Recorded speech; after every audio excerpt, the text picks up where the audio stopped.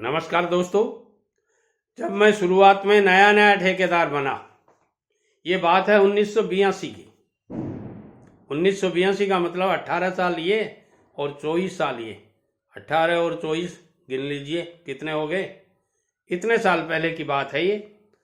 तो जब नया नया ठेकेदार बना तो मैं बस में उस गांव में जा रहा था जहां मेरा कंस्ट्रक्शन का काम चलना था। उसका लेआउट लेने के लिए जा रहा था। देखिए, नए लोगों को लोग डिमोरलाइज बहुत ज़्यादा करते हैं।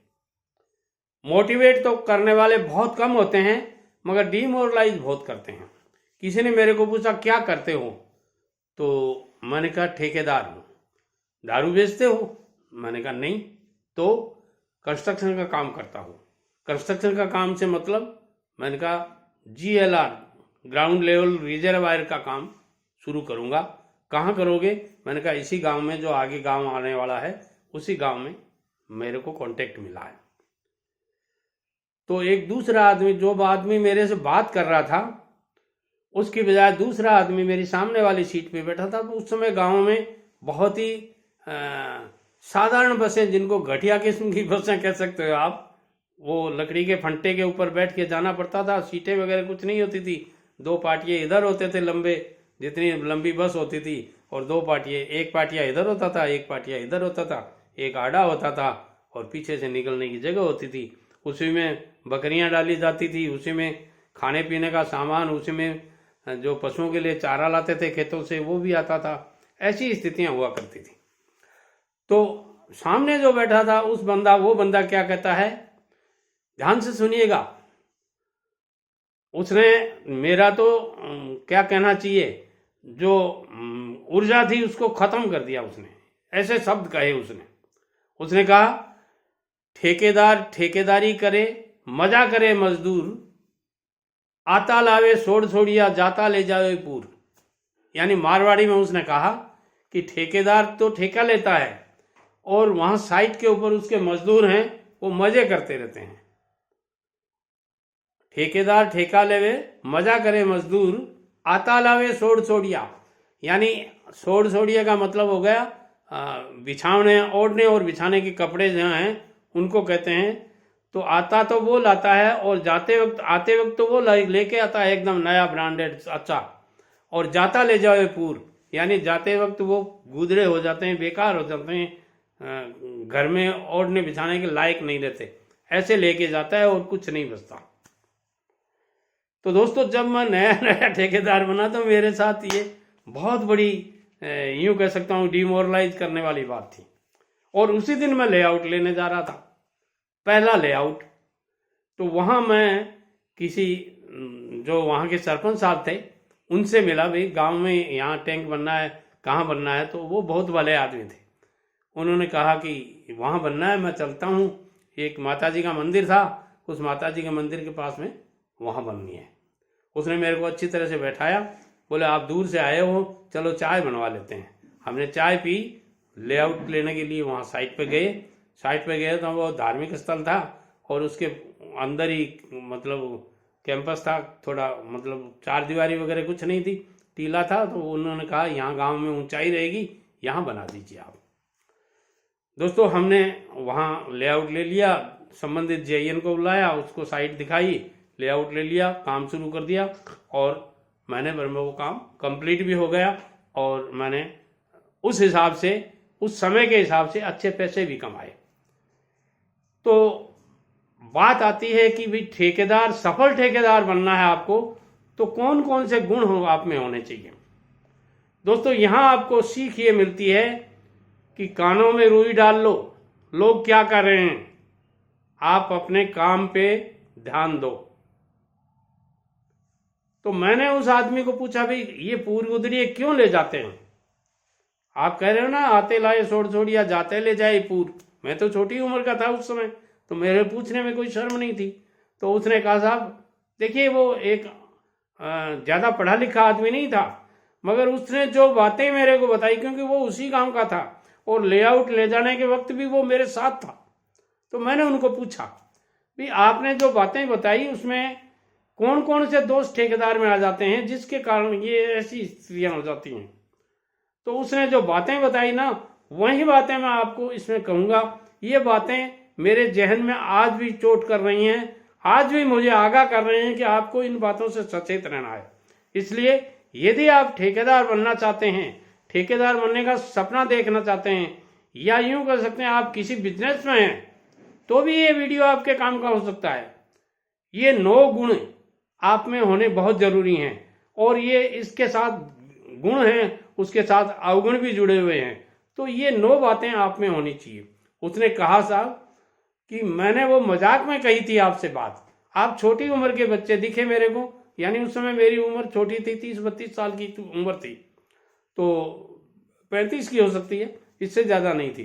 तो उसने कहा मैं वैसे भी थोड़ा छरारे बदन का था, तो छोटा लगा उनको। तो उन्होंने कहा छोटे बच्चे हो, अभी आपने काम शुरू किया है, ठेकेदारी में कहीं लॉस नहीं खा जाओ, इसलिए मैंने आपको एक कड़वी बात कही है। तो मैंने कहा बताइए आप कौन कौन से वो गुण होने चाहिए वो जो मेरे में कमी दिखी आपको। बोले मैं कमी की बात नहीं बता रहा हूँ, आपका और मेरा संपर्क ही 15-20 मिनट आधे घंटे से है, तो इसमें मैं कमी नहीं पकड़ पाया, मगर आपको बताता हूँ, आगाह करता हूँ, क्योंकि वो उस समय मेरी उम्र के थे, 75 साल के आसपास थे। मैं 73 का हूँ इस समय, वो 75 साल के आसपास थे। उन्होंने जो बातें कही वो बता रहा हूँ आपको। उन्होंने कहा ठेकेदार, हमारे यहाँ गांव में लोग ठेकेदार की उपमा क्या देते हैं। ठेकेदार जो ठगी का काम करता है उसको ठेकेदार कहते हैं। इसलिए आपको कभी भी किसी को ठगना नहीं है। ध्यान से सुनिएगा। के का मतलब कमीनापन जो करता है वो आपको नहीं करना है। दिल के दातार रहिएगा।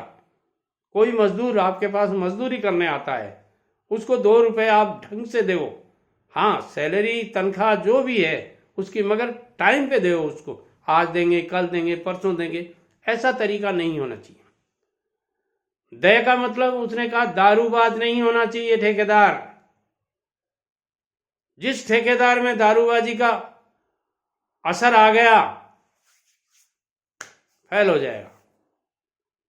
उसने बताया था कि मेरा अनुभव कहता है कि 3 साल में ठेकेदार 90% ठेकेदार फेल हो जाते हैं।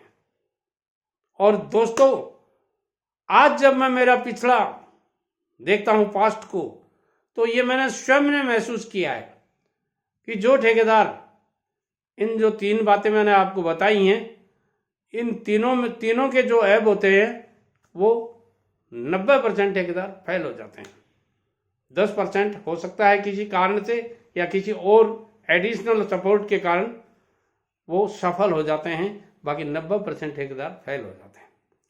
चौथा उसने बात बताया, वो बात मैं आपको चैनल पे नहीं बता सकता।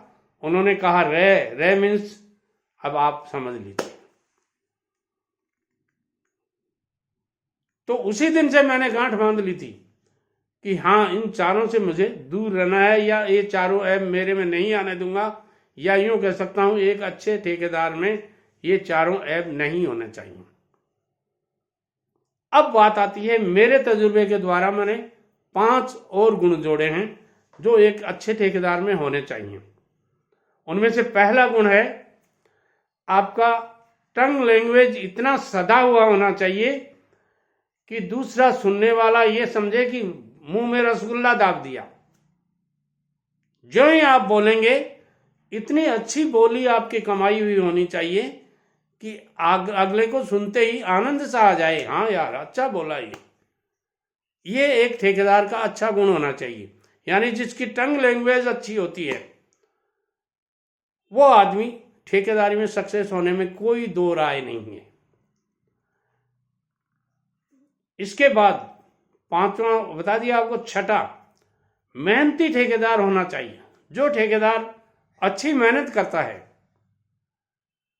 मेहनत का मतलब मेरा ये नहीं है कि वो फावड़ा लेके दिन भर मजदूरों के साथ में लगा रहेगा, मगर वो जो आप अपना जॉब है उसमें कैसे काम करना है, कैसे नहीं करना है, साइट को कैसे चलाना है, मटेरियल टाइम पे आना है कि नहीं आना है, ये सारी बातों का ध्यान रखता है और पूरी मेहनत करता है, वो आदमी सफल ठेकेदार बनता है।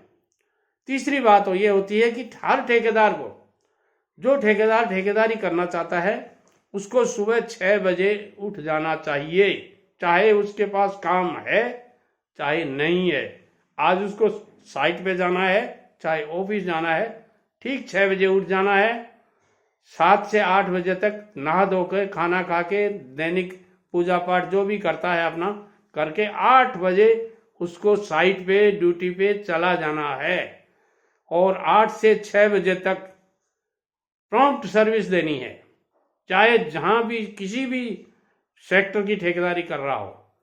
यदि जो आदमी इस नियम को पालन नहीं करता है, वो आदमी कंफर्ट जोन में आ जाता है और उस कंफर्ट जोन उसको ले बैठता है।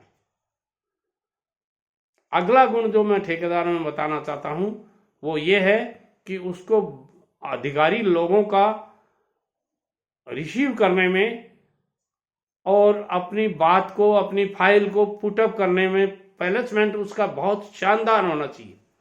अधिकारी के साथ में कैसे बात करनी है, कैसे अपनी समस्याओं का समाधान करने के लिए अधिकारी के सामने प्रस्तुत करनी है बात को, और कैसे फाइल के अंदर, एमबी के अंदर अपने जो मेजरमेंट्स हैं उनको सही तरीके से पुटअप करना है, बताना है, या मेजरमेंट दिलाना है, या यूं कह सकते हैं मेजरमेंट लेना है। ये सारी बातें जिस ठेकेदार को आती हैं वो ठेकेदार सफल होता है। अगली एक लास्ट बात कहूंगा आपको, जो ठेकेदार समय पर लेबर का पेमेंट नहीं करता है वो ठेकेदार फेल हो जाता है। समय का मतलब मेरा यह है कि महीने में आपको 2 बार पेमेंट करना है अपने परमानेंट कर्मचारियों को। मैं डेली वेजेस के कर्मचारी की बात नहीं कर रहा हूं।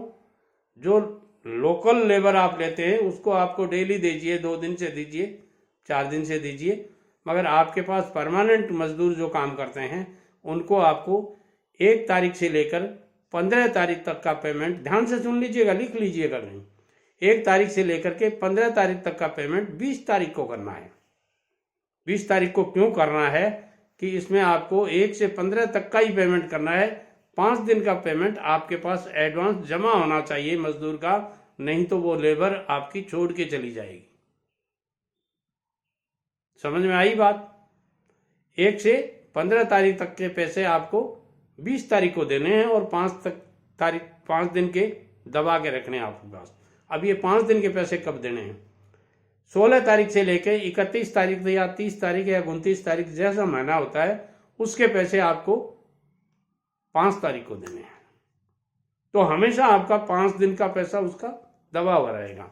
अब 5 दिन के पैसे को दबे हुए को आप क्या करोगे? मान लीजिए कोई मजदूर आपको कहता है कि नहीं सर मेरे बच्चे बीमार हैं, मेरे मदर फादर की दवाई की व्यवस्था करनी है, ऐसी स्थिति में क्या करेंगे आप? उसको एडवांस दे दीजिए, मगर पूरा हिसाब मत कीजिए।